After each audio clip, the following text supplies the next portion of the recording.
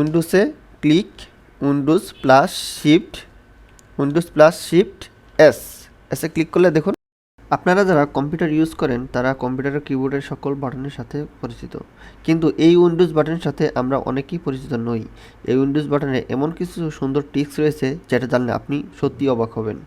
যারা জানেন না তারা যদি ভিডিওটি না দেখেই চলে যান তাহলে সত্যিই অনেক মিস করবেন। হাই ফ্রেন্ডস, আমি Ibrahim Tech Bangla, this is my channel. আজকে আমি দেখাবো এই উইন্ডোজ বাটনের সেরা 5টি টিপস।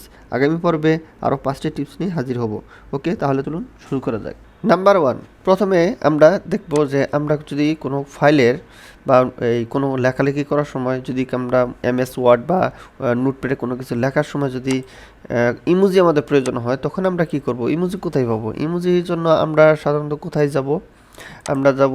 আমরা ইমোজি লিখে সার্চ দেব। ইমোজি লিখে যদি সার্চ দেই তাহলে এইভাবে আমাদের একটা ওয়েবসাইটে ঢুকে তারপরে ইমোজি আনতে হবে। এটা অনেক কষ্টদায়ক, একটা সময় সাপেক্ষ। সেই জন্য আমরা খুব শর্টকাটে ইমোজি নিয়ে আসতে পারি। সেটা কীভাবে? সেটা আমরা ওই উইন্ডোজ বাটনে ক্লিক করে তারপরে উইন্ডোজ ডটে ক্লিক করলে দেখুন ইমোজি চলে আসছে। এখান থেকে আপনার যেটা প্রয়োজন হয় সেটা আপনি ইমোজি নিয়ে যেতে পারেন। এই যে এখানে ইমোজি আছে, বিভিন্ন প্রকার আপনি ইমোজি পেয়ে যাবেন। এই এটা আপনি এই MS ওয়ার্ড যে আছে, MS ওয়ার্ডে লেখার সময় এটা আপনি ইউজ করতে পারেন। ঠিক এইভাবে উইন্ডোজ ডটে ক্লিক করলে এভাবে চলে আসবে। আমি নোটপ্যাডে আপাতত দেখালাম, ভিডিওটি বেশি লং করব না সেজন্য। দ্বিতীয় টিপসটি হলো, আপনি কি জানেন যে কোনো প্রকার সফটওয়্যার ছাড়াই যে আপনার কম্পিউটারে স্ক্রিনশট দিতে পারেন? সেটা যদি না জেনে থাকেন তাহলে এখন আমি দেখাবো সেটা কিভাবে। সেটা হচ্ছে আপনি উইন্ডোজে ক্লিক করে উইন্ডোজ প্লাস শিফট এসে ক্লিক করলে দেখুন উপরে একটা অপশন চলে আসছে। উপরে অপশন চলে আসলে আপনি এই যে এটা দিয়ে আপনি কি করবেন? এটাতে যদি আমি করি, আমার যতটুকু প্রয়োজন আমি অতটুকু এরিয়া আমি স্ক্রিনশট এভাবে দিয়ে নিতে পারবো। তো আমি চাচ্ছি যে আমি এইটুকু আমি স্ক্রিনশট দিব, আমার এইটুকু প্রয়োজন। তাহলে এই পর্যন্ত এইভাবে ধরে টেনে এবার ছেড়ে দিলেই স্ক্রিনশট হয়ে যাবে। তারপরে আপনি এখানে এটা হয়তো বুঝতে পারবেন, যেই তো দেখতে পাচ্ছেন স্ক্রিনশটটা এখানে চলে আসছে। ওকে, এখন এটা আপনাকে যে আপনি যে কপি করে নিতে পারেন। তারপরে এই যে সেভ আছে, এখানে এইভাবে সেভ করে দিতে পারেন। যেমন আমি কোথায় সেভ করবো? ডেস্কটপে যদি সেভ করি, PNG নাকি জেপিজি, আমি জেপিজি সেভ করি।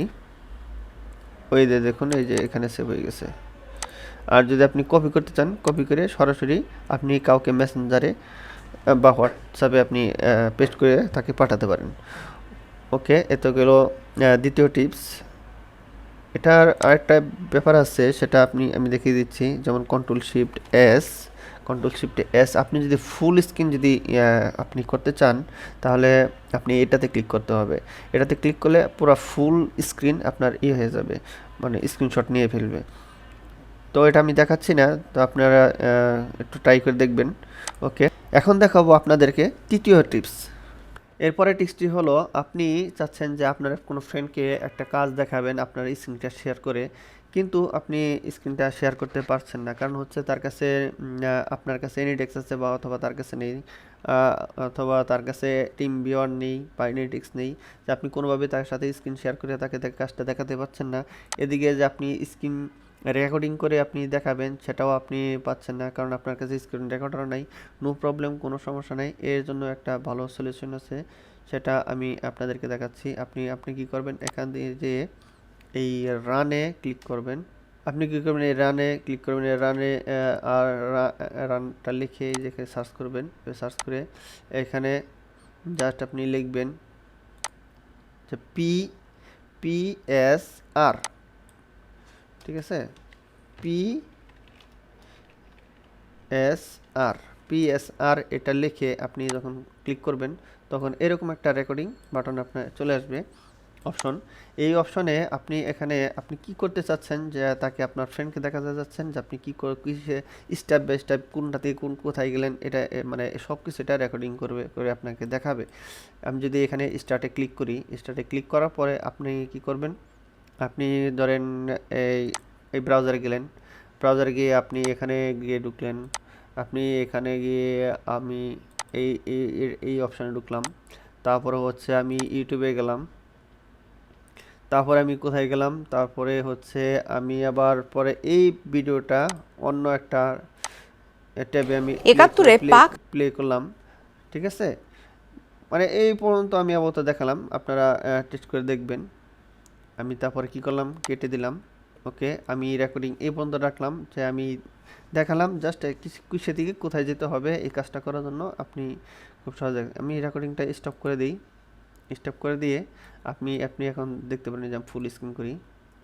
এই যে আমি কোথায় থেকে কোথায় গেছি, প্রথমে এই যে নিচে আপনার মার্ক করে দেখাচ্ছে আমি কোথায় ক্লিক করেছিলাম, তারপরে কোথায় ক্লিক করেছিলাম মার্ক করে দেখাচ্ছে। তারপরে এই যে দেখেন, এই যে চতুর্দিকে এই যে মার্ক করে দেখানো আছে সবুজ করে। তারপরে আমি কোথায় ক্লিক করেছি দেখাচ্ছে, তারপরে আমি কোথায় ক্লিক করেছি। ওকে, এরপরে ইউটিউবে আমি গিয়েছি, ইউটিউবে গিয়ে তারপরে আমি কি করলাম সেটা এখানে দেখাচ্ছে। এরপরে লাস্টে যে দেখেন ভিডিওটা ক্লিক করেছি, তারপরে ভিডিও নতুন ট্যাবে ক্লিক করেছি, এ টু জেড সব কিছু দেখাচ্ছে। তারপরে এই যে দেখুন আমি এই যে আমি ক্রস যে ক্লিক করেছিলাম, এটাই যে এটাই এইভাবে সুন্দর করে দেখাচ্ছে যে আমি এখানে ভিডিওটা এইভাবে কেটে দিয়েছিলাম। ওকে, এরপরে টিপসটা হলো, আচ্ছা অনেকগুলা ট্যাব আমাদের যখন অনেকগুলা ট্যাব থাকে তখন আমরা কি করি, আমরা একটা একটা মিনিমাইজ করতে হয়। আমি যদি ডেস্কটপে যেতে চাই তাহলে এইভাবে একটা একটা আমাকে মিনিমাইজ করার প্রয়োজন হয়ে পড়ে।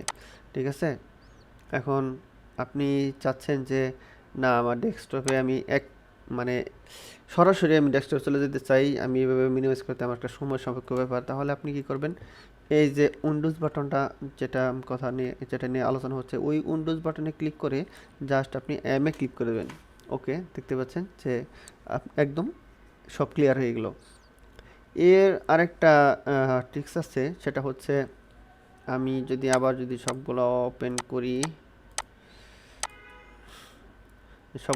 করি, আমি চাচ্ছি যে এইভাবে না, আমি ডেস্কটপে আমি কোনো একটা দেখবো, বাট এগুলা মিনিমাইজ করলে তো আবার আমাকে এভাবে ক্লিক করে আবার ওপেন করতে হবে। তাহলে আমি একটা সহজ ট্রিক্স দেখাচ্ছি, সেটা হচ্ছে আপনি আবার উইন্ডোজ বাটনে এই বাটনে ক্লিক করে তারপরে আপনি কমাতে ক্লিক করবেন। কমাতে ক্লিক করলে হবে কি, আপনার সব কিছু একভাবে মুছে যাবে। আপনি উইন্ডোজ বাটনে চাপ ধরে রাখতে হবে, যতক্ষণ আপনি চাপ ধরে রাখবেন ততক্ষণ এটা মিনিমাইজ দেখাবে, যখন আবার ছেড়ে দিবেন বাটনটি তখন আবার চলে আসবে। তো আজকে এই পর্যন্তই ছিল, আগামী পর্বে আবার নতুন নতুন টিপস নিয়ে হাজির হব, আশা করি সাথেই থাকবেন। আর যারা এখনও আমার চ্যানেলে সাবস্ক্রাইব করেন না প্লিজ সাবস্ক্রাইব করে দিন, আর অন্তত একটা লাইক তো দিয়ে দিন, সাবস্ক্রাইব না করলে একটা লাইক দিয়ে দিন।